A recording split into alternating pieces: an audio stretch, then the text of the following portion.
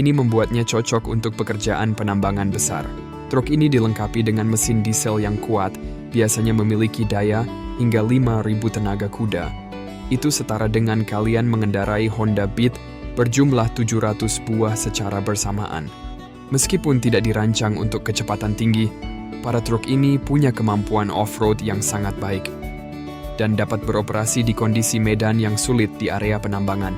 Tapi ada satu hal yang saya masih bingung. Bagaimana cara menambal ban sebesar itu ketika bocor di tengah lautan batu bara? Ada yang bisa jelaskan?